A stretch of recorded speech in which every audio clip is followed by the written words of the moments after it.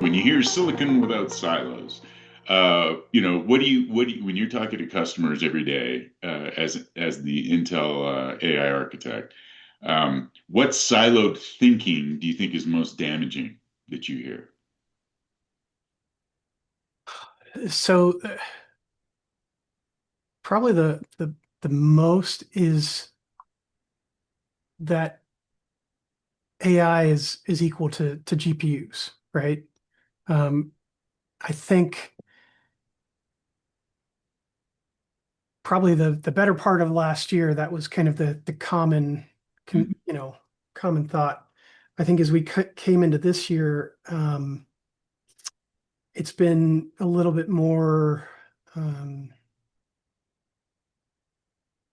we've seen a lot more kind of acceptance of other kind of accelerators come into play, like TPUs and custom ASICs and things like that. So I think, and then of course, as you get into kind of the CPU side of the agentic piece, right, talking about the load that you're putting on the enterprise services, all the extra pieces that you have to kind of orchestrate around agentic, right? So the inferencing happens, it very likely still happens on a GPU or maybe like a TPU or something like that. But then a lot of the other work ends up getting pushed out to CPUs and things like that. So that would probably be one.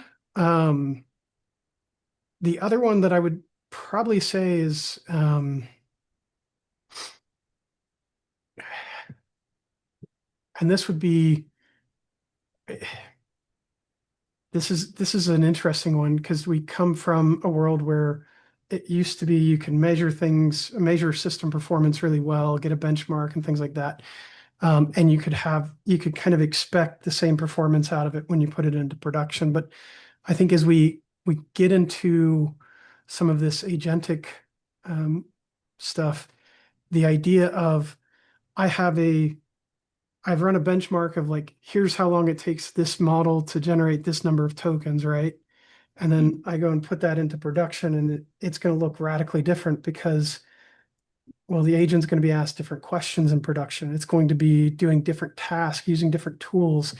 And so you can't just design around kind of the benchmark and performance of just the model anymore. You have to kind of look beyond that and look beyond. So it's looking beyond accelerators and like the typical GPUs and things like that, but it's also looking beyond kind of those kind of standard benchmarks around, hey, here's how many tokens per second I can generate.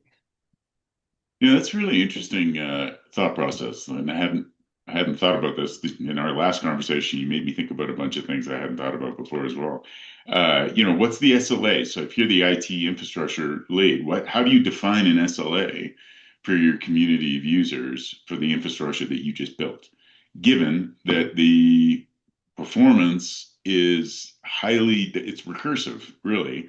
It's like the snake eating its tail because the performance of that infrastructure you put in place is directly related to, in an unpredictable way, the questions and use cases that your wildly creative employee base is going to come up with.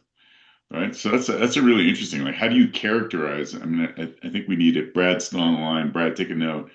We need to think about a topic set for the velocity room around characterization and SLAs in AI infrastructure. What's the new world order of how a AI architect, as an example, in an enterprise is measured on whether or not they've done their job correctly? It's a really interesting one.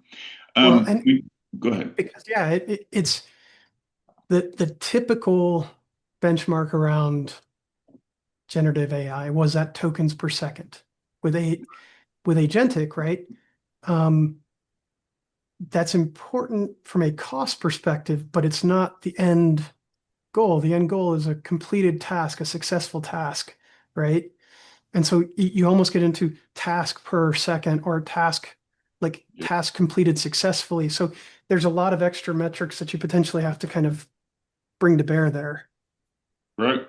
Right. I mean, I can envision a world in when it's, literally the IT professional of tomorrow is measured by a would you recommend score from the user base because you can't characterize just about anything else, right? But let's hope we can do something a little more sophisticated.